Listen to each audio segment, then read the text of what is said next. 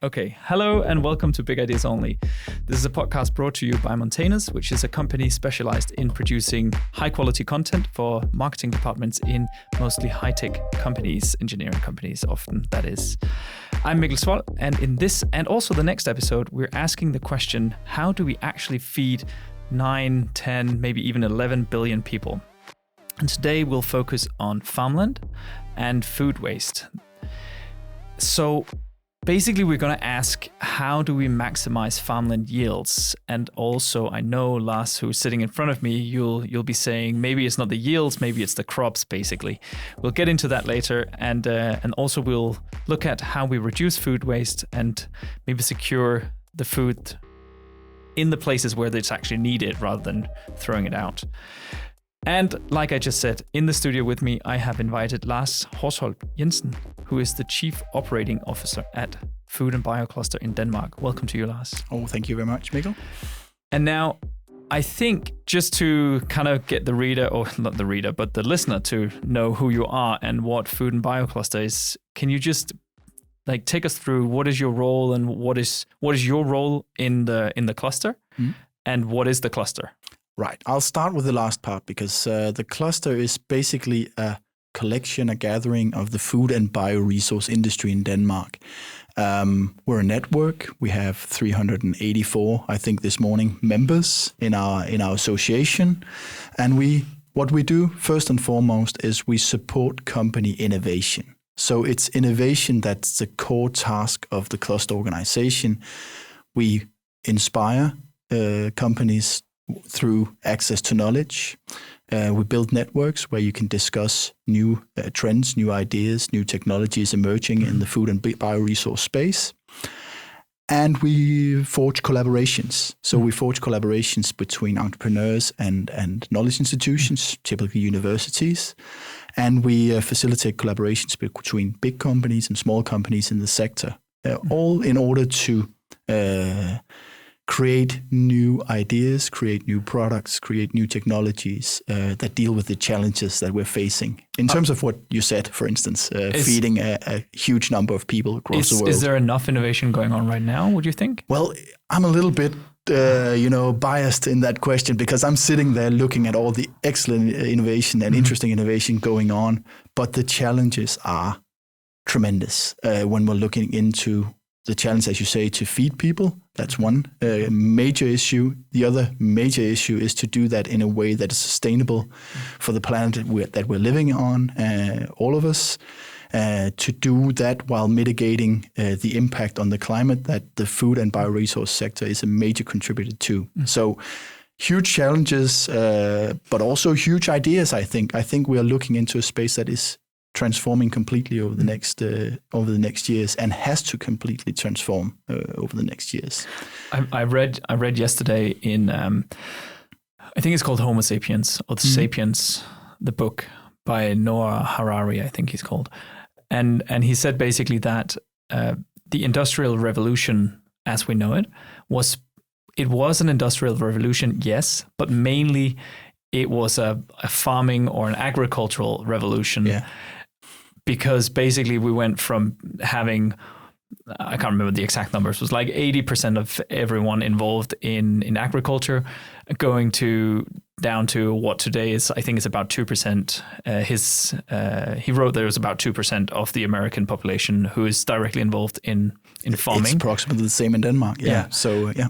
And do you think we're on the brink or even in the middle of yet another agricultural revolution, I guess it'll be called? I think we are. We'll talk about that more later, I think. But what we're talking about very much is that in order to mitigate the climate change, in order to create the innovations needed, it's not just a linear innovation that we're talking about. It's not just more of the same. It's also completely new ways of working, completely new ways of producing food and feed for the nourishment of people and animals, because we're both facing a climate crisis, we're facing environmental crisis, and we're facing a biodiversity crisis at the same time as the population on the earth is growing. And of course, they're all interconnected. And they are interconnected in so many ways, and the solutions come from so many directions. And therefore, it's very interesting to be here today.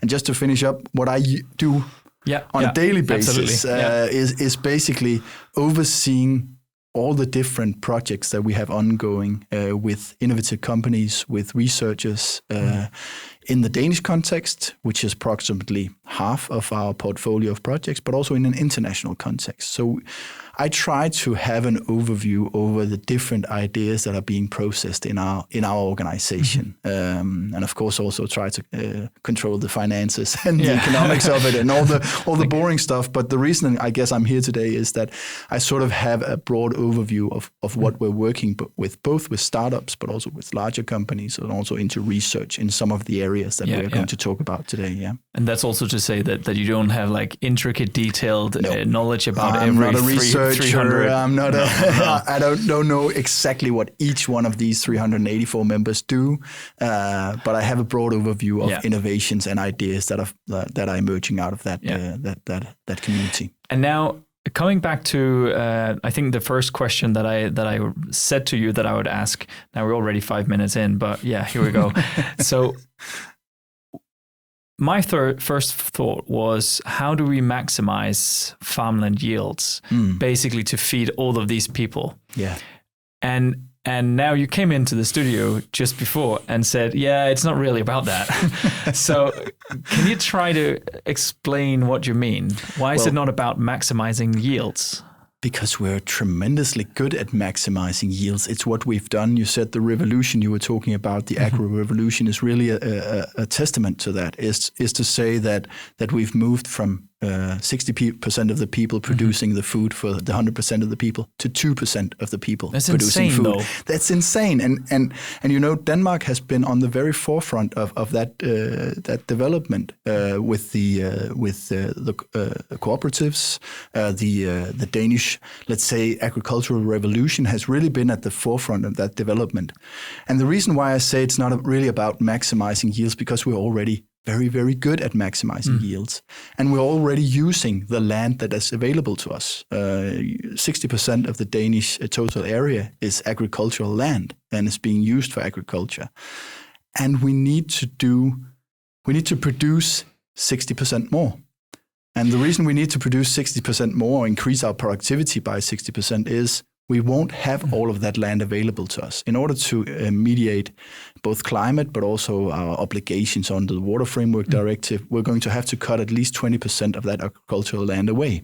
Okay. And we're going to meet a global demand for food that's going to rise by 45%. So in total, we're looking at a productivity increase of approximately 60% in order to just deliver the share of the global food that we're delivering today. And now I know, without getting into like super politics stuff, but I know right now there's a lot of stuff going on here in Denmark about cutting back on farmland. Yeah. And of course there are different opinions to that. Let's not go into that right now. But what I'm thinking is Denmark has the benefit of having really good soil. Yeah. So, but still, it might also still be a problem that we have 60% farmland, which is also one of the most farmed countries in the world. Yeah, farmed in monocultures. So looking from a biodiversity perspective and looking at it in that perspective, it's really a challenge to get the biodiversity challenge solved in that framework. But I think most would agree that some of the soil that we do have is actually peatland. It used to be underwater, and now it's been drained, and now it's contributing about a third of the total, let's say, emissions, greenhouse gas emissions from Danish agriculture comes from drained peatlands. About a third. About a third. Wow.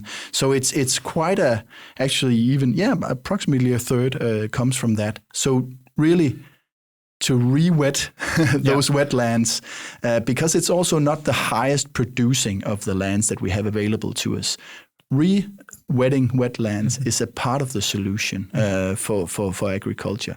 The transformation on what we do on the remaining land is also part of what we do. And that speaks also into something we're going to talk about later, shifting from animal production.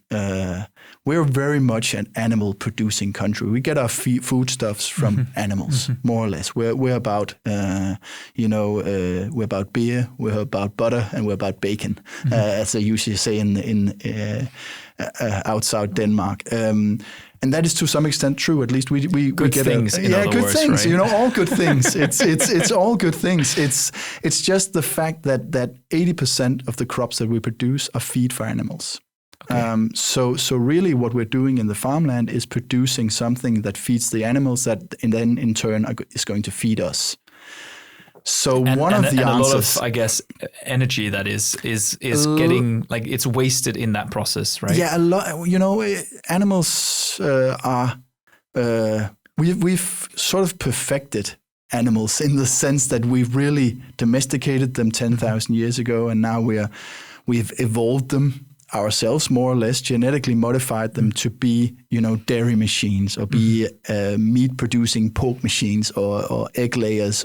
So they're really, as you say, when we're talking about maximizing yields, this is what we've done. This is what we've done for the last 60, 70 years. We've maximized yields.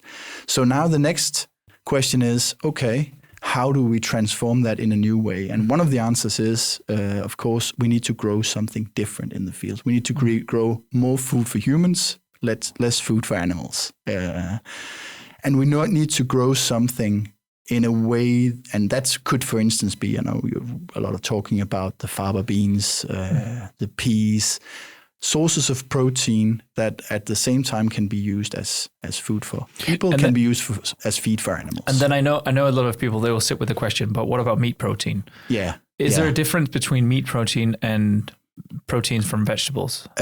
Yeah, there is. I mean, some of the amino acids that you need for your nutritional purposes.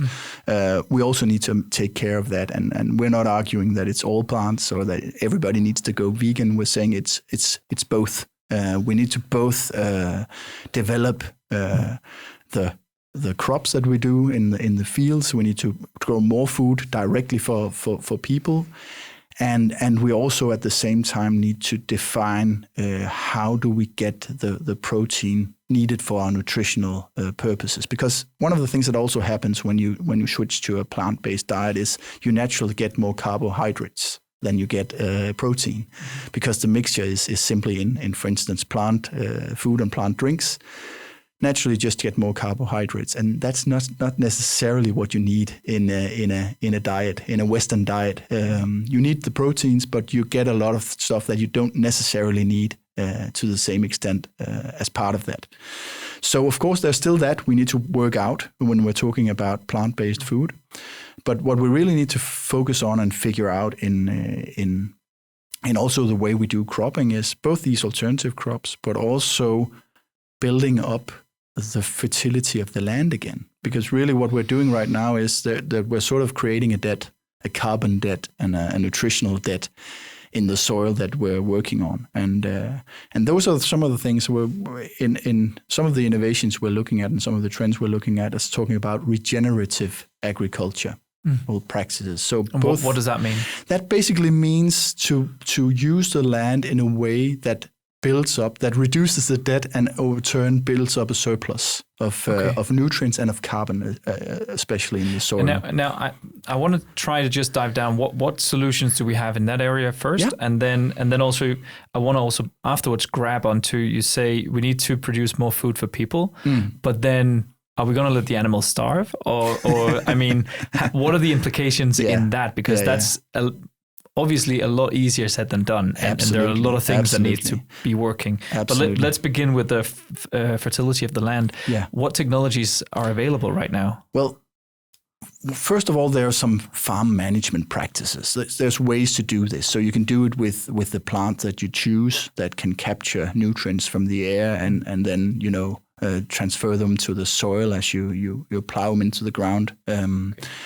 There are technologies such as pyrolysis. That's being very much talked about at the moment, and huge. And what grants. Is that for? That is basically burning residues at a high temperature and in low oxygen conditions. So it's actually burning stuff, fibers from manure and plant residue, and then you get biochar, which is basically like a little brick of carbon. Which captures the carbon in there so that it doesn't get released into the air, and also returns it to the soil in a slow way. So over a long period of time, you can build up carbon by returning it to the soil, and then you simply spread it in the agricultural fields, and you return some of the carbon. So you both do a capture of carbon and keep it there, and then you sort of also slowly build up carbon reserves in the soil. So that is one of the technologies that people are looking at. Other things could be, for instance, looking at how we use some of the crops that are high in protein, but not protein that's accessible to humans. So that's basically the whole industry on biorefining crops. We've been What does that mean that it's not accessible to humans? For instance, let me give an example. Grass. Grass from your own back lawn. Grass grows extremely well in Danish conditions, in Northern European conditions. It if you can mow your lawn several times a week, if you fertilize it right, it doesn't need any pesticides. It can eat as much fertilizer and nutrients as you are willing to give it, more or less, which means there's no leakage into the aquatic system from not much leakage, at least, and much less leakage than from grains. And it has a lot of protein in it. Really, grass can have, depending on the type, between 18 and 20% protein. A wheat crop has 8% or 9% protein, depending on how much it's been fertilized and so on. But the problem is that protein in the grass is not acceptable or digestible to monogastrics, people with one stomach. Okay. Like people, like pigs, like but which is also why chickens. Cows they can eat it. And cows can eat it and can process it and can access the proteins. So what we're talking about biorefining, it's really separating that protein out in a form that is accessible to because it's really good to grow in Denmark, even in those lowlands and wetlands that are today not accessible or not very beneficial in terms of growing wheat crops or those types of crops, but grass can grow there. And you can fertilize it and it doesn't leak nutrients into our waterways. So working with that, looking at how do we grow those types of crops, how to utilize those types of crops in a way that can feed both. In the first instance, when we're talking about grass protein, can feed animals, but also in the long term can be a larger part of the diet of human beings. That's those types of things. Yeah. So you get approximately, in comparison to a field of wheat, you get about 2.5 times as much protein from a field of grass. Wow. So it's all about making that accessible to human beings and to monogastrics. I saw a documentary. I think it probably was like National Geographic or something the like, Discovery maybe, I don't know. Yeah. But a documentary on grass, where it was like a 6-part series or something like that. And basically the idea was that grass is the most successful crop, I guess. Yeah. On the entire planet, because you will see it everywhere. Yeah, like you will see it, close. In Greenland you have plenty of grass. Northern Norway, even on the like really barren places, you have grass, and you have grass also on a beach in 35 degrees Celsius. Right? Everybody knows it. It's everywhere, and it's really effective in the sense of growing proteins. Yeah. So that's one of the big things. And surviving under a lot of different conditions. Yeah. So at least from our perspective and looking at that has been one of the successful innovations. We are there today that it's being produced when we're talking about grass protein in a commercial scale. It is out there, and it is being added to feed mixes for animals today, and it's part of the solution that we're looking into. Just to mention another thing, just looking at something that might be interesting in the long run is trying to increase biodiversity by strip cropping, as it's called. So, and you mentioned that briefly to me before we started recording, but exactly. I think you probably need to clarify, what does that mean? Yeah, that basically means that's more of both a regenerative practice. It's also a biodiversity focused practice. So basically saying, in the same field where we today grow one crop, and we have huge machines, sowing, protecting, fertilizing, and harvesting those crops in a monoculture, then instead the same field could support 3 or 4 or 5 different crops. And a monoculture, that means it's the same. It's the same crop for field and field and on and on. Yeah. So be corn. Really, in a Danish context, the idea of strip cropping is interesting because we don't have that. In the Ukraine, they have huge flat areas for huge machines. It makes a lot of sense to do monoculture there. Long way to the next, let's say, river or waterway. But in Denmark, if we want to support both the regenerative practice, but also to some extent the biodiversity, it would make a lot of sense to grow different crops. But then that again requires a transformation. So that's looking at not huge machines, but a fleet of small machines. So that's where the whole robotics industry comes into play. And we have an ongoing project right now focusing on a fleet of robots doing the same property, carrying the same tools around, but just very smaller and driving autonomously. So without a chauffeur on board, managing these different strips, harvesting, fertilizing, weeding, with just much smaller machines, but a fleet of autonomous robots that's doing the same job as these huge harvesting machines. So one thing that I always kind of think about when it comes to this kind of development and this transitional stuff is, it all sounds very good, and it all sounds we just need fleets of robots. but I can't but wonder, the people who need to implement this, they'll be the farmers. Yeah. So they need to have some kind of incentive other than philanthropy. Oh yeah. Because they can't, you can't pay with philanthropy. So they need an economic incentive. And is there a business case in this? Well, that's the tricky part, isn't it? Yeah. A lot of the solutions that are out there are competing with something that has been perfected for decades. So it's not necessarily in the first instance a good idea or a beneficial or economically feasible idea. And that's why I guess we're there.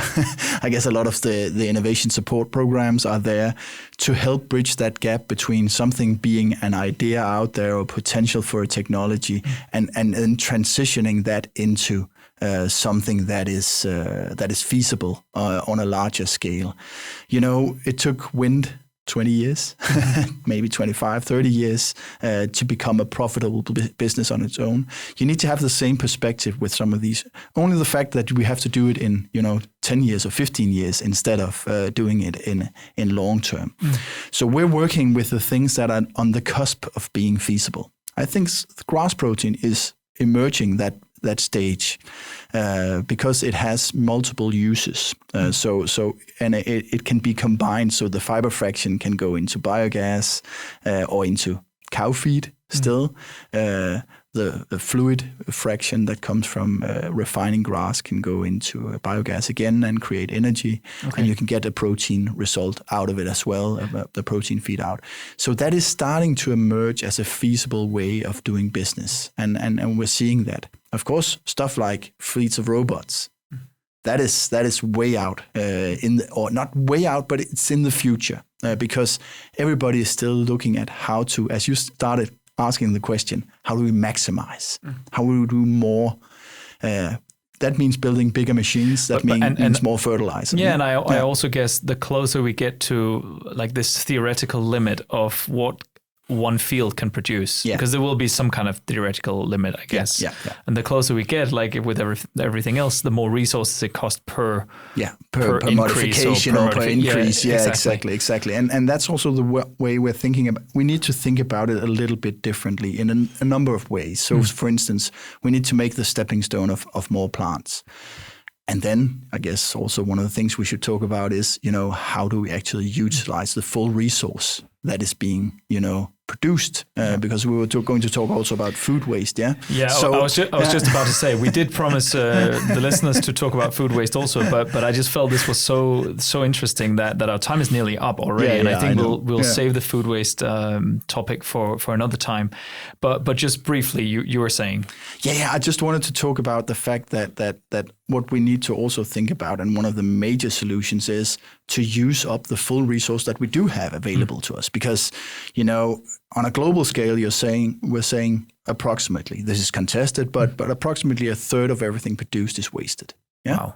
So would we have any problems at all if we were in fact able to utilize? And imagine if you just lower that to a fourth. Yeah. Completely. It's huge, and we've been looking at that on a global scale. I think it's fair to say that roughly a third of that is lost in primary production, about a third is lost in processing and in retail, and about a third is lost at the consumer. That's on a global scale. In Denmark, it's a little bit different. It's a little bit less in the primary production and a little bit more in retail and at the consumer level.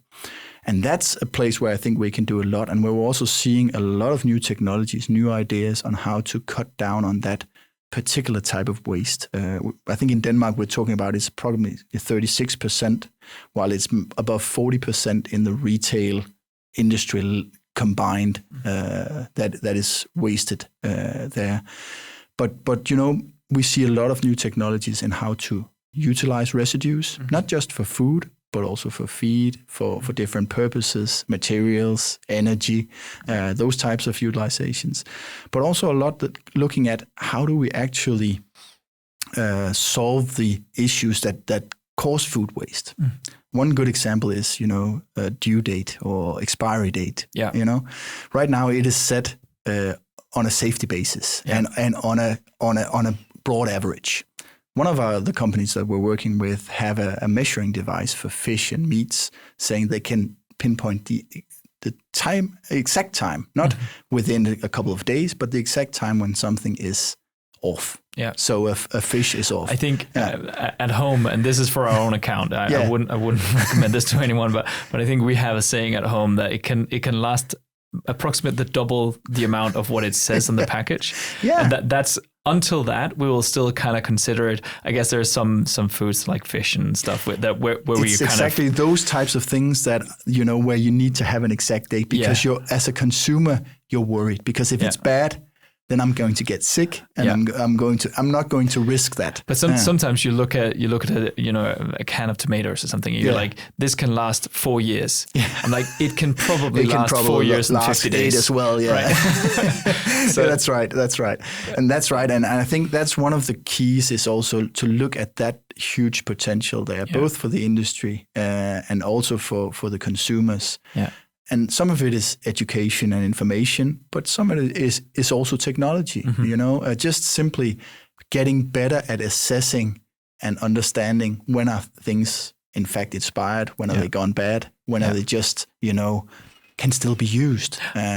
Also some of the cultural things, what shape does a carrot have in order for it to be useful in a consumer setting, in a retail setting.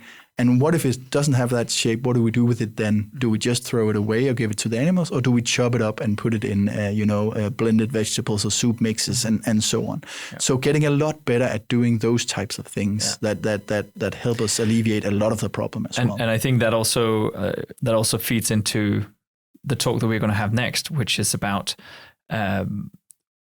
whether we can switch over to some kind of plant-based or something more plant-based, I guess. Yeah. And also some of the really cool stuff going on with what's called reactor foods or what's known as, I guess, I'm not sure it's called that. And it's also, a good word. It is. It does sound a little bit. It sounds future. It does sound radioactive also. A little bit, yeah. But I also think that we should talk about these implications for turning these fields and crops into food for people rather than food for animals. Yeah. This is super exciting. Lars Horsholt Jensen, thank you so much for joining me again in this podcast. It's been really, really interesting, and I'm sure that we're going to dig in a lot more into reactor food and all the different food and feed and how to utilize land, I guess. In the future of this podcast, because I really think it's an exciting, and it's also a very super important place, right? It is. Yeah. And to you, dear listener, if you do like this podcast, just please help us by subscribing. And that actually does help us quite a lot, because it brings the podcast a little bit further to the top of the search feed. And also, of course, sharing it with your friends and family or whoever you find or you think is interested in this kind of topic. And you can find the show notes with links to all the things that we've mentioned in this talk. There's quite a few. So you can find those links and the show notes on our webpage, which is montanus.co/bigideasonly. And that was CO without the last M. And of course, if you're interested in building your own knowledge center like this one, or having your own podcast, and if you're a technology company, reach out to us and we can help you build your own content universe. And you can find all the contact information that you need also on montanus.co. That's it for now. Thank you so much for listening.